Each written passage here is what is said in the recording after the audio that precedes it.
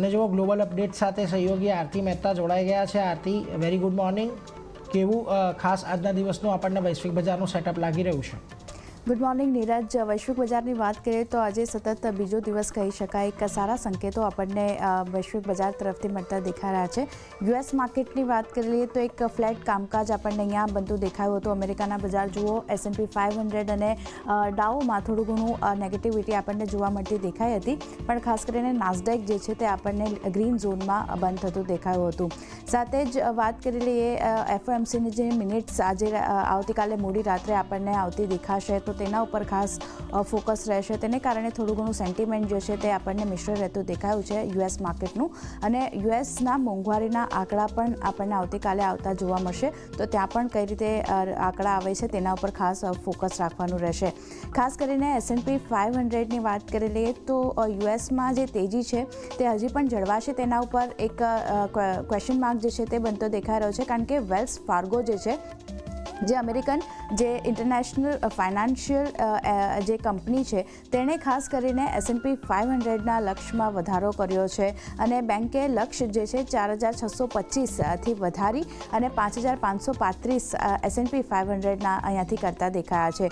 તેમનું માનવું છે કે AI-વાળી કંપનીઓમાં તેજી આગળ જતાં આપણને વધારે જોવા મળી શકે છે અને સાથે જ બોરોઈંગ કોસ્ટ જે ઘટ્યો છે તેની પણ અસર આપણને આવનાર દિવસોમાં જોવા મળી શકે છે. તેને કારણે ખાસ કરીને S&P 500 માટે તેમણે લક્ષ્ય જે છે, ટાર્ગેટ જે છે તેમાં વધારો કર્યો છે અને તેને જ એક રીઝન છે જે આશા જે છે યુએસ માર્કેટમાં તેજીની તે એક બનતી દેખાઈ રહી છે.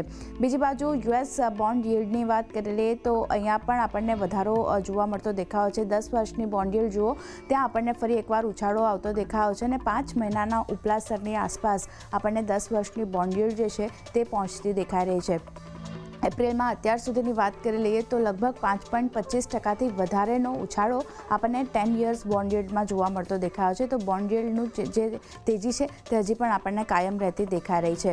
બીજી બાજુ કોમોડિટીઝની વાત કરી લઈએ તો ક્રૂડ તો એક ફેક્ટર આપણે જોયું છે, એક ઉતાર ચઢાવ સાથેનું જોવા મળતું દેખાયું છે. સોનામાં જે તેજી છે, પણ કોપર હવે તેજીમાં કારોબાર કરતું દેખાયું છે, કારણ કે આંતરરાષ્ટ્રીય બજારોમાં કિંમતો જે છે તેમાં આપણને સતત વધારો જોવા મળતો દેખાયો છે અને હવે LME પર કિંમતો 14 મહિનાની ઊંચી સપાટી પર આપણને પહોંચતી દેખાય છે.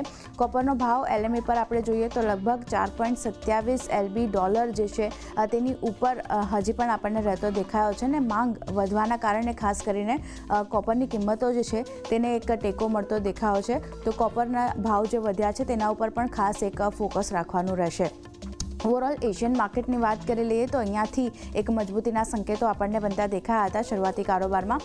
અત્યારે જુઓ, હેંગસેંગમાં 0.5% વધારેની પોઝિટિવિટી, શેંઘાઈમાં 5%થી વધુની નરમાશ અને નિક્કેઈમાં જુઓ 0.5% વધારેની પોઝિટિવિટી આપણને બનતી દેખાઈ રહી છે. અન્ય ઇન્ડાયસીસમાં સ્ટ્રેટ ટાઈમ્સમાં પોઝિટિવ કારોબાર છે, તાઇવાન ઇન્ડેક્સ પોઝિટિવ છે, પણ કોસ્પીમાં થોડું ઘણું નરમાશ આપણને બનતી દેખાઈ રહી છે. તો એક મિશ્ર સંકેતો આપણને એશિયન બજાર તરફથી પણ મળતા દેખાઈ રહ્યા છે. મોટાભાગના ઇન્ડાયસીસ પોઝિટિવ છે. ગિફ્ટ નિફ્ટીની વાત કરી લઈએ, શરૂઆતી કારોબારમાં અહીંયા 91 પોઈન્ટ જેટલો ઉછાળો આપણને જોવા મળતો દેખાયો હતો.